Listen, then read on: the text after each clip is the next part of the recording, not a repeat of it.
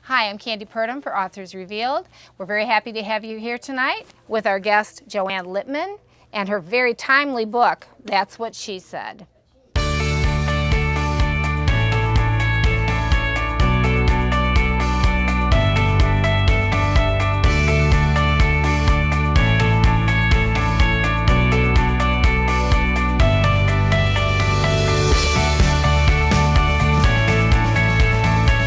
Joanne, it's so great to have you here tonight. We're very happy to have you and to celebrate your book, That's What She Said. Thank you for having me. Yes, so we're going to just jump right into this. And my first thing was, I enjoyed the beginning part. You had the story about the man on the business flight that you got into a conversation with him, and suddenly he apologized for being a man. And so was that the impetus for the book? Or? Yes.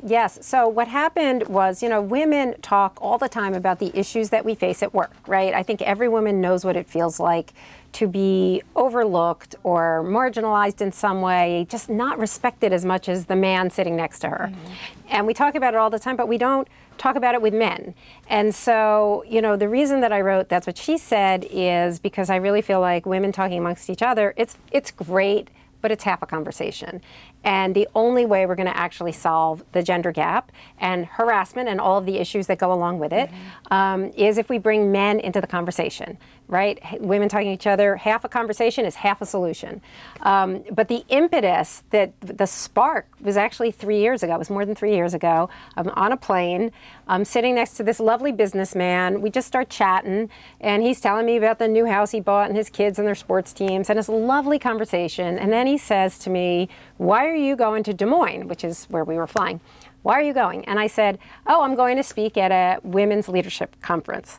And suddenly this lovely man just freezes, and he gets that deer in the headlights look, and he goes, "Sorry, I'm a man."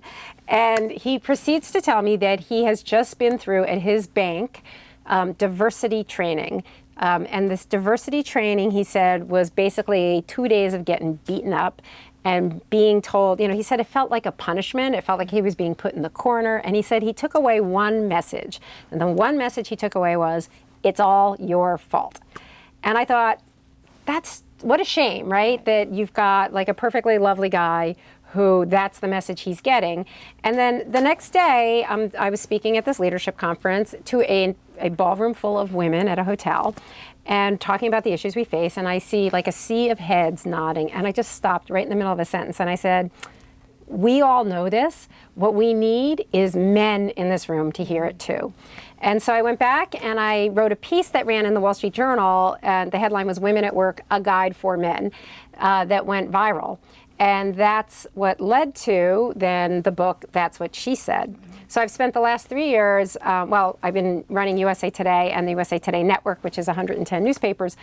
But I've also been working on the book, and I've crisscrossed the country and the world, seeking out primarily men who are trying to close the gap, the gender gap, and who are reaching out a hand to try and make sure that they have an organization that's inclusive and that gives women opportunities. And I wanted to learn from them, like what are best practices, what are perhaps mistakes they've made along the way, and what can we glean from that. So I did tons of interviews. I tell lots of stories in the book, and it's buttressed with just a massive amount of research. There's about 50 pages of research notes in the back. But the book itself, That's What She Said, I really intended it to be like a great read with lessons that we can act on and take away with us right away. Well, and when I was reading it, you have a lot of research, like you said, and some of it you go back to the way girls and boys are raised differently. And you look at it and you think, well, I guess that's obvious to me because I recognize all those things as, but you're pointing out that this is something that starts in the beginning. When boys are raised to be competitive. If they win, girls lose. If they're overconfident, girls are underconfident. They'll put themselves out there. Girls will stand back and hesitate. So all of that, it was just so interesting to have a light shine, on that issue. And how can we change that? Right, girls and boys are raised. That's right, and it goes toward also. It goes all the way back toward infancy. So a lot of the research that I found shows, first of all, the issues that we're talking about do not start in the workplace. And they don't even start in school. They start well before. So one of the most interesting pieces of research was about parents. So mothers, it turns out, routinely overestimate how quickly their sons begin to crawl, but they underestimate how quickly their daughters begin to crawl. And then you look at 2-year-olds, parents of 2-year-olds who type into Google, "Is my child a genius?" They're more than twice as likely to type that in about a boy 2-year-old as a girl 2-year-old. So it starts with us as parents, where we really have to be hyper aware of how we are treating boys and girls, even at the infant stage. And then it goes towards school. I mean, school teachers routinely call on boys rather than girls. Boys raise their hands and are, more eager. But the teachers need to be aware so that they are being equitable. But the teachers have, what we call unconscious bias as well. We all have unconscious bias, which are these biases hidden so deeply we don't even know they exist. So, for example, there was a study done on first graders, where the first graders were given a math test, and their names were taken off the math test, and then first grade teachers graded the tests. The first grade teachers, by the way, were all female. When the names were taken off the test, the girls outscored the boys. Then the names were put back on the test, and they were rescored, and this time the boys outscored the girls. Now, you would think in math, it should be very easy to base these things on merit. It's right or wrong. Right. But the teachers had these unconscious biases that they weren't even aware of. And that translates directly into the working world. If you think about, some of our industries that are heavily male dominated, and they say, well, we are meritocracies. Like in the finance industry, they will say, well, it's all about your numbers. But there are so many other elements that go into that. For instance, actually one of the banks that I write about actually started doing, they realized that one of the reasons the men had better results is because the men had better accounts. They were being given the better accounts. The women were being given the less good accounts. So they actually experimented with basically blind allocation of accounts so that they weren't, unintentionally favoring the men.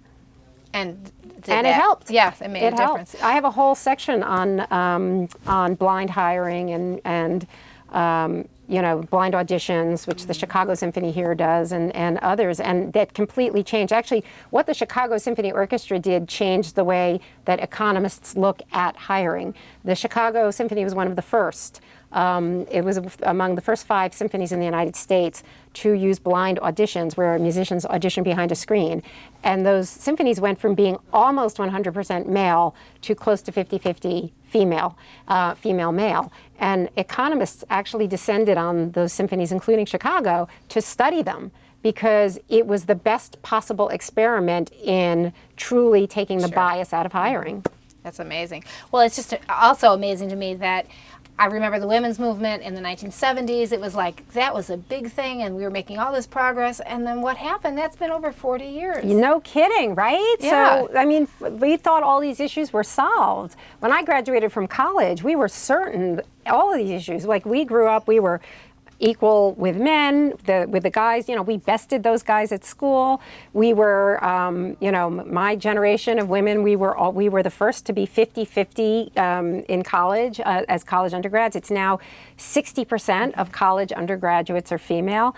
And, there's this pipeline theory, the idea that, well, the reason that we don't have women in leadership is because we need to get them in at the beginning.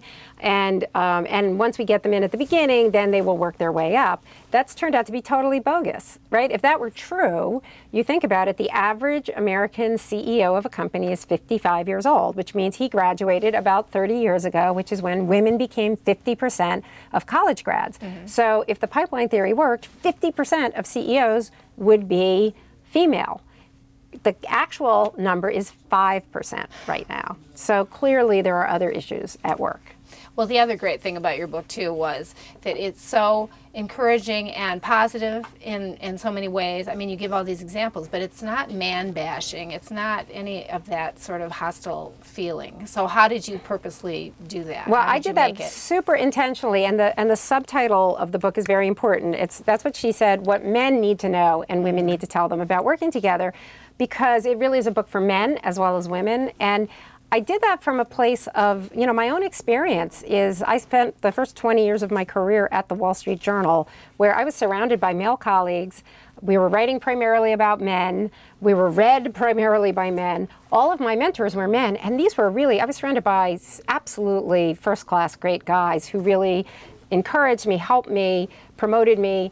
And I realized, that again, like women speaking to one another and cutting those good guys who are our potential allies out of the equation doesn't help anyone. Doesn't help the men. It doesn't help women. And so I really wanted to reach a hand out to men, to the good guys, to bring them in.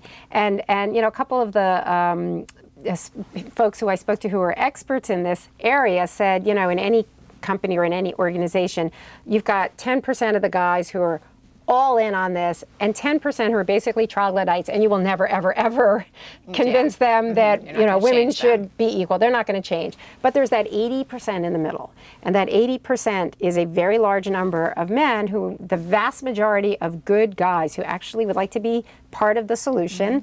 But I'd like to help them to first of all, tell them here's what the issues are, and then invite them in to help us solve for the problems. And I spoke to I really sought out executives who were trying to close the gap, and they shared with me like a lot of the strategies that they came up with, and a lot of the learning that they had along the way, and including their missteps along the way. Well, it made me think also of Oprah Winfrey. Also, I think she quotes Maya Angelou, you do better when you know better. And so it seems like you're just opening this up for men and women to see where they can make progress. Absolutely, absolutely. Well, I want to go back a little bit into your career. I know you were at the Wall Street Journal, Condé Nast magazine. You were an editor at USA Today, and so when did that start? Did you start out as a little child interested in being a journalist, or how did that work? It started out with Harriet the Spy by Louise Fitzhugh. When I was 7 years old, I read that book. It was my big sister's book. And I fell in love with Harriet the Spy, who is an 11-year-old girl who walks around with a notebook and takes notes and spies on her neighbors. And I convinced my mom to buy me a notebook. And I spent the next 5 years basically being Harriet the Spy. Yeah, Joanne the Spy. And I've got notebooks full that I think my parents kept of taking notes and observations on people. And then I realized about 5 years later, by the time I hit about 11 or 12 years old, that you could actually do that for a living. It's called being a journalist. So you could have been a spy, but you went with the journalist part. I went with the journalist part. So I was very involved in, I didn't know what kind of journalism. I just knew that I loved the immediacy. I loved the curiosity piece of it. I loved to write. And then I, as a college freshman at 18, I got an internship at, where they didn't pay me anything. And it was a dying magazine, but it didn't matter. I was so excited. And it was in New York City. I lived in New Jersey. My dad worked in New York City. And I started commuting in with him every day to go to this magazine job. And this is before smartphones, well before smartphones. And so I was super bored on the commute and picked up my father's Wall Street Journal, which had been coming to my house every single day of my life, and I'd never even looked at it. And I picked it up and started reading it, and I was entranced because the front page of the Wall Street Journal then, sometimes now, but particularly then, was these beautifully written stories. It was the best writing I'd ever read. And then I realized that these, what looked to me like sort of unconnected stories about companies I didn't care about, were actually little mini operatic series. Like if you read it every day, you would see about these incredibly larger-than-life characters and what they were doing, and it was exciting, and the writing was brilliant. And so my goal in life became to get the internship at the Wall Street Journal, which I did as a junior in college. And then I was hired right after graduation to start at the Wall Street Journal, and I stayed for 22 years. Wow. Starting as a reporter, and then becoming a page one editor, and then ultimately creating Weekend Journal, Personal Journal, the Saturday paper, becoming deputy managing editor, which was the number 2 job in the newspaper, before being hired away by Condé Nast to go create and edit as editor-in-chief a business magazine called Condé Nast Portfolio. So I did that, which was exciting. So, but I love the creative process in journalism of seeing what I would call the white space, right? They're either a story or a kind of product, like a weekend journal or like Portfolio, which was the business magazine I created, something that serves a need that you didn't even know you had. And I really love that creative process. And so that's why most recently at Gannett, I was brought in as chief content officer, the first chief content officer, with the mandate to take, Gannett was a holding company for 110 newspapers, USA Today, plus 109 local papers like the Des Moines Register and the Detroit Free Press and Cincinnati Enquirer. But my mandate was to take these individual siloed newsrooms and create the USA Today network with USA Today as the flagship and the others as, all part of a network working together, more than 3,000 journalists working together. So that was right up my wheelhouse and very, very exciting, and, love doing that. Great journalists. And at the same time, in the fall, where I was almost finished with the book, That's What She Said, which is something I felt passionate about all along. I've been a passionate promoter of equality and diversity throughout in the workplace. But after the Me Too movement exploded, there was it took it to an entire other level, beyond a book to more of a mission, right? We are at a moment in time now that has never existed in my lifetime ever, where we do have an opportunity where men as well as women are talking about these issues. They're discussable for really the first time in mixed company, and so it's a very exciting time. And I'm loving. The book's been out now for a couple of weeks, and I've been going around doing a fair number of live events. And there's always men. Usually not quite 50%, but there's always like a fair representation of men in the room who really are eager to talk about these issues.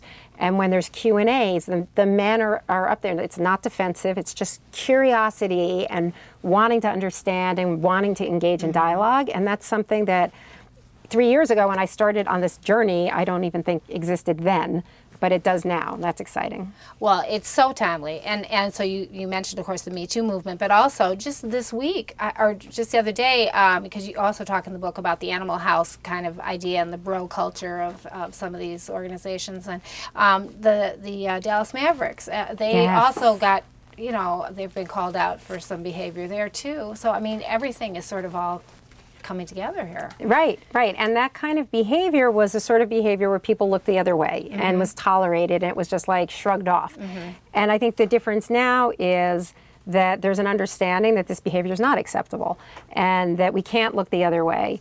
The other thing is, when you see that, what's really important to understand is that when we see an organization where bad behavior at the top has been ignored, like Harvey Weinstein, like the abusive, the worst of the bad behavior has been ignored, you can be sure that that's also an organization that is not valuing women throughout the rest of the organization in terms of pay, promotions, opportunities, respect for women. And so, that the really bad stuff that we're seeing is a symptom, really, of a systemic issue. Then the systemic issue is what we really need to change. And That's What She Said really is sort of a call for culture change. And we need men and women both to embrace that in order to change the culture. Yeah. Like you said, it can't be just half. It's got to be, everybody's got to be involved. There was one quote that you had in there that you say, "I'm optimistic that despite the issues confronting women every day, we are closing in on a solution." So there's, like I said, there's encouragement. You're positive about this. So there's going to be a solution to this, right? Yes. The men I spoke with, who I interviewed for the book, really, I have in the end of That's What She Said, I have a cheat sheet. Right. That's great, of a dozen things you can do right now to help close the gap. And it's all gleaned from the experiences of the men who I interviewed. And they are all things that, once we're aware of some of these issues that women confront every day, we actually can take steps to counteract them. I thought it was interesting, too, how you can look back and see where you've fallen into this gender bias, too. Like, I think you talked about an episode where there was a man and a woman. You knew one of them was the boss, and you instinctively went to the man to shake his hand first. Yes. And so even you can, yes. After all these years as being a champion for women in your career and everything.